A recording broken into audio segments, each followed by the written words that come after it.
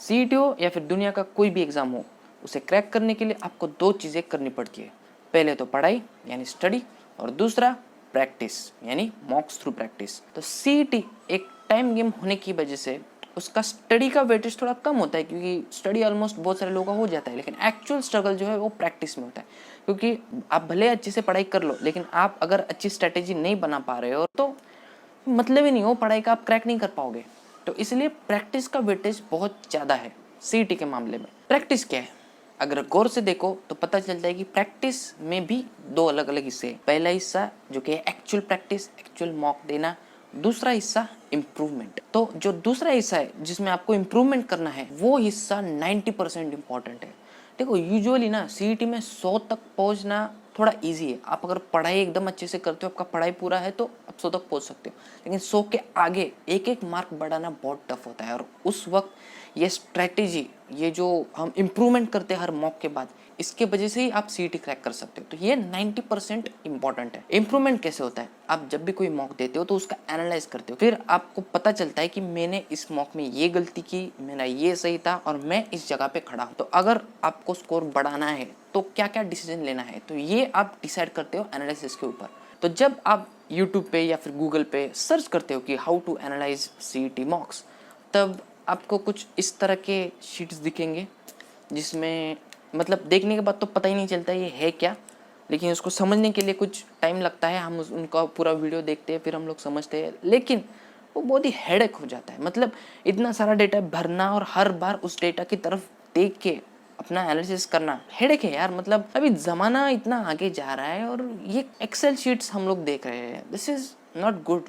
कुछ लोग तो मॉक एनालिसिस के नाम पे स्ट्रेटेजी का वीडियो डाल देते हैं यूट्यूब पे, और कुछ लेजेंड लोग को तो मतलब इस तरह से एनालिसिस करते हैं और दिखा देते हैं, भाई एनालिसिस इस तरह से अच्छा एनालिसिस होता है। देखो भाई, एनालिसिस का एक हम लोग कोर से अगर हम लोग मीनिंग देखें एनालिसिस का, उसका मतलब होता है कि एक्चुअल में हमें दिखता है कि हमने इधर गलत किया, इधर सही किया, हमारा इतना कोर रहा है, जो कि कंपनीज में होता है एक प्रोफेशनल एनालिसिस। लेकिन वैसा नहीं मिल रहा है नेट पे। मैं देखा तो मैंने सोचा क्यों ना मैं खुद कुछ ऐसा बना लूं जिससे सबका फायदा हो और सब लोग डिटेल प्रोफेशनल एनालिसिस कर सके। So ladies and gentleman, presenting you brand new legendary MBA CET analysis का एक्सेल शीट।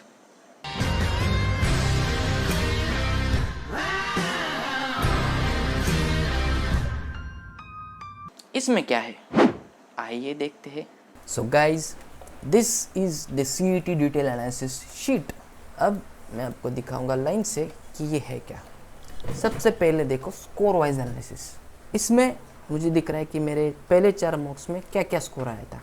ऐसा कुछ नहीं है, ये सब मैनिपुलेटेड स्कोर है, मैंने खुद से डाले हैं मन से। कोई मैंने मॉक दिया नहीं है जिसका स्कोर मैंने इसमें डाला है, दिया है भी तो उसका स्कोर मैंने नहीं डाला है। ये स्कोर वाइज एनालिसिस दिख रहा है, ये परसेंटेज एनालिसिस दिख रहा है। तो पहले मॉक में मुझे 73% आया, फिर दूसरे मॉक में 70%।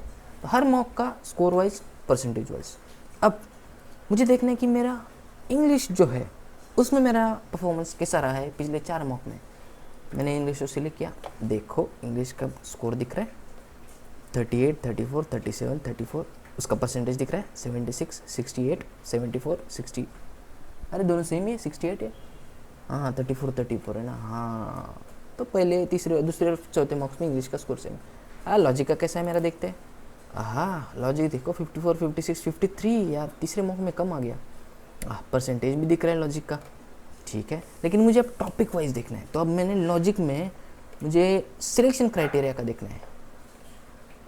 सिलेक्शन क्राइटेरिया जो टॉपिक है लॉजिक में, उसमें देखो पहले मॉक में मैंने 3 सॉल्व किए, शायद 3 ही क्वेश्चन थे इसलिए 100% है। दूसरे मॉक में 5 क्वेश्चन थे, 5 में से 5 किए, 100% है। तीसरे मॉक में 60 आए, मतलब इधर 5 क्वेश्चन थे उसमें से सिर्फ 3 सॉल्व हुए हैं मेरे, तो मेरे सिर्फ 60 आए। मुझे इस पर काम करना चाहिए सिलेक्शन क्राइटेरिया पे, ठीक है। मेरा सीरीज कंप्लीशन कैसा है, थोड़ा ऊपर नीचे करना पड़ता है। सीरीज कंप्लीशन देखो, मतलब यार ये 2 2 2 2 50%, नीचे तो 40%, इधर तो 5 क्वेश्चन थे शायद। शिट मैन, मेरा सीरीज कंप्लीशन तो बहुत ही ख़राब है, ठीक है। तो एक चीज़ आपको समझ गई कि इसमें मैं इस सेक्शन में हर टॉपिक को डिटेल में देख सकता हूँ कि उस टॉपिक में मेरा स्कोर वाइज कैसा स्कोर था और उसका परसेंटेज कितना था। तो अभी आप बोलोगे परसेंटेज का ज़रूरत क्या है, परसेंटेज का ज़रूरत इस टॉपिक वाइज होता है। देखो सेक्शन वाइज में परसेंटेज का ज़रूरत नहीं, क्योंकि अपने को मालूम है एब्स्ट्रैक्ट को 25 मार्क का एब्स्ट्रैक्ट रहता है, ये 25 में से स्कोर है तो हम इसको कंपेयर कर सकते हैं। लेकिन अगर हम लोग टॉपिक वाइज चले जाते हैं तो हमको पता नहीं रहता है कि ऑड मैन आउट के कितने क्वेश्चन थे मॉक 1 में, मॉक 2 में, मॉक 3 में। तो सेम क्वेश्चन आते नहीं ऑड मैन आउट के, कभी कम आते हैं कभी जाते हैं। तो उसके लिए ये परसेंटेज वाला शीट है कि डायरेक्ट मतलब ये भले ही आपको 5 ज़्यादा दिख रहा है, लेकिन ये 4 का परसेंटेज ज़्यादा है, क्योंकि इस मॉक में सिर्फ 4 ही क्वेश्चन आए थे, चारों के चारों हमने सॉल्व किए थे। इसमें 5 सॉल्व किए थे हमने, 5 राइट आए थे, लेकिन क्वेश्चंस ज़्यादा थे। इसलिए ये परसेंटेज वाइज एनालिसिस का शीट, इस ग्राफ इसके लिए यूज़ होगा। टॉपिक वाइज हम लोग एनालिसिस करेंगे तो उस टाइम इसका यूज़ होगा। समझ गया आपको? अब और एक चीज़, अभी मैंने ऑड मैन आउट का देख तो रहा हूँ, लेकिन मैं इसमें तुक्का और ये मिक्स आ रहा है ना, कि मैंने जो सॉल्व किया है और मेरा तुक्का दोनों मिला के स्कोर आ रहा है, तो वो अलग अलग दिखना है आपको। तो यहाँ पर प्लस पे क्लिक करो, लो ये सॉल्व है, ये तुक्का है, तो आपने एक भी तुक्का नहीं मारा है ऑड मैन आउट में। चलो फिल इन द ब्लैंक्स देखते हैं। नहीं एनालिसिस, ये देखो इसमें दिख रहा है एनालिसिस में मैंने एक एक तुक्के मारे थे हर मॉक में, चौथे मॉक में एक भी तुक्का नहीं मारा, क्योंकि मेरा एनालिसिस ये एब्स्ट्रैक्ट तो अपना परफेक्ट आता है। चलो लॉजिक का देखते हैं एक बार, इसको अनसेलेक्ट करते हैं सबको, लॉजिक में देखते हैं तो अपने को ठीक से पता चले। ये देखो एक एक एक सब में एक एक तुक्का है और इतना मेरा राइट आया है। इनपुट आउटपुट देखते हैं, उसमें तुक्का था ही नहीं, हमने मारा ही नहीं। पजल्स में देखते हैं, देखो पजल्स में इधर 3 तुक्के राइट आ गए, इधर 1 तुक्का राइट आ गया। तो हर मॉक में तुक्के कितने हैं, अपने सॉल्व कितने राइट आ गए वो इसमें दिखेगा। और इसमें भी अगर आपको परसेंटेज देखना है तो ये रहा आपका परसेंटेज। लेकिन परसेंटेज में सजेस्ट नहीं करूँगा, क्योंकि अभी जो तुक्का है 50% तुक्के राइट आ गए हैं, मतलब आपने कितने तुक्के मारे, 3 तुक्के मारे, तो 6 तुक्के में से आपके 3 राइट आ गए। तो ठीक है, अगर आपको ये जानकारी चाहिए तो ये कर सकते हो, नहीं चाहिए तो ऐसा रख सकते हो, ये आपकी मर्ज़ी है। ठीक है, तो ये देखो ये जो है एनालिसिस सिस्टम, ये आपको किधर मिलेगा मुझे बताओ। मतलब आप जो साइट पे मॉक देते हो वो साइट पे भी ये चीज़ आपको नहीं मिलेगी, मैं लिख के देता हूँ आपको। अब आते हैं नीचे वाले सेक्शन की तरफ। तो ये जो चीज़ है बहुत ही कलरफुल दिख रही है, तो इसमें है क्या अभी बताता हूँ। ये जो है मैंने मॉक 1 सिलेक्ट किया है, देखो इसमें नीचे जाके मॉक 2 सिलेक्ट कर सकते हो, मॉक 3 सिलेक्ट कर सकते हो, ये चेंज हो रहा है। तो अब मैं बताता हूँ ये है क्या। ये हर सेक्शन में उस टॉपिक का कितना परसेंट वेटेज है वो दिखता है। तो इंग्लिश में सबसे ज़्यादा वेटेज 10% है इन दोनों को। तो ये है क्या, इस पर सिर्फ रखो, ये देखो vocabulary fill in the blanks, देख रहे हो वोकैबुलरी फिल इन। मॉक 1 में ये दोनों चीज़ें ज़्यादा वेटेज में है। एब्स्ट्रैक्ट में 60% वाला क्या है, एनालॉजिस, ये देखो इसको ज़्यादा वेटेज है। लॉजिक में तो ये क्या है, लॉजिक पजल्स, देखो इसमें देखो 14% सबसे ज़्यादा क्या है, डेटा इंटरप्रिटेशन। ठीक है, तो मॉक 1 का देख लिया, मॉक 2 का देखो, मॉक 2 का दिख रहे हो, पॉइंट डायरेक्शन मॉक 2 में देखो 14% चेंज हुआ कि नहीं हुआ, हाँ हुआ, ये देखो 56 हो गया, ज़्यादा था।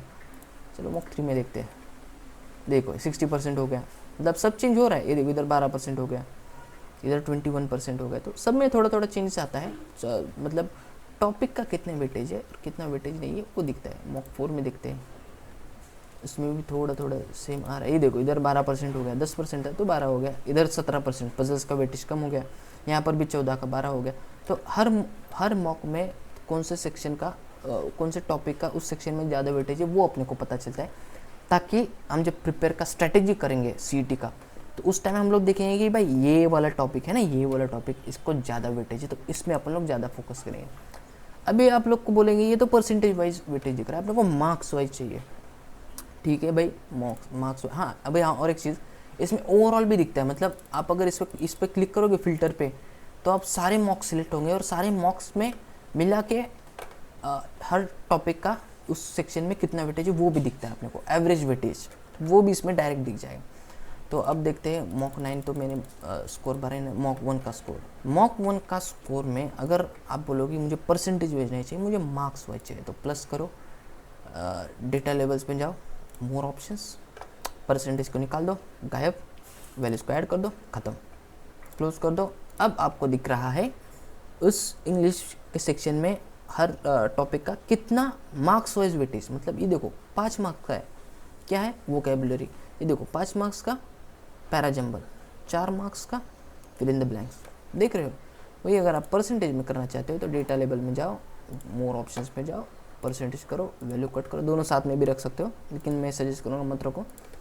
दिख रहा है 10%, 10%, 8%, 10%, समझ गए आप। बहुत ही ईजी है। इसका फ़ायदा आपको स्ट्रैटेजी बनाने के लिए होगा, इतना डिटेल आपको किधर भी नहीं मिलेगा।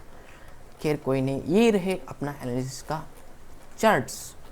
तो अब आता है सबसे बड़ा सवाल कि डेटा कैसे भरे हम लोग इसमें। बहुत ईजी है। इंसर्ट डेटा की शीट देखो, इसमें आपको करना ये है कि चलो आपने पहले मौका, चलो अभी मेरा तो 4 मौका मैंने भरा है, तो 5वें मौके की तरफ जाते हैं। 5वें मौका का डेटा खोलते हैं, देखो ब्लैंक है। अब मुझे इसमें डेटा भरना है, तो आप लोग मॉक में जो भी सेक्शन पहले है उस सेक्शन का आप स्टार्टिंग कर सकते हो। मॉक 1 इंग्लिश लॉजिक, चलो ठीक है, आप लॉजिक का सेक्शन पे अभी फ़िलहाल हो तो इसको सिर्फ लॉजिक का सेलेक्ट करो बस। अब मैं देख रहा हूँ पहला क्वेश्चन मेरा सिक्वेंशियल आउटपुट का है, राइट है रॉन्ग है। चलो पहले 2-3 क्वेश्चन मेरे सिक्वेंशियल आउटपुट के, तीनों के तीनों मैंने सॉल्व किए, लेकिन मैंने 2 राइट आ गए, 1 रॉन्ग हो गया। फिर ये 0-0 तुक्का तो लगा ही नहीं। चलो बाद में कुछ देर बाद कोडिंग डिकोडिंग का है, उसमें 5 क्वेश्चंस थे, उसमें से मैंने 3 सॉल्व किए, उसमें से 2 राइट आ गए, 1 रॉन्ग हो गया, और बाकी 2 तुक्के मारे, उसमें से 1 राइट आ गया, 1 रॉन्ग हो गया। ये सॉल्व और तुक्का उस टॉपिक का इधर भरने का। तो इस तरह से आपको डेटा भरना है।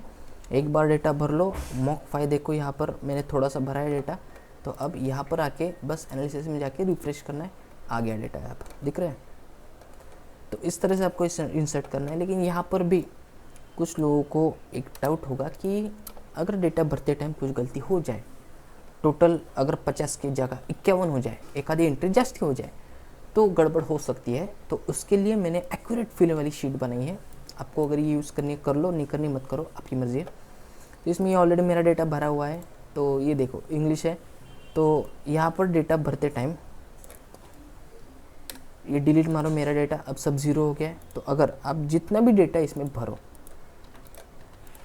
देखो मैं जितना भी डेटा भर जा रहा हूँ वो इसमें, ये देखो यहाँ पर टैली हो रहा है, दोनों में से इधर ऐड हो रहा है, इधर दिख रहा है मस्ट बी 50, लाइक ये टोटल है।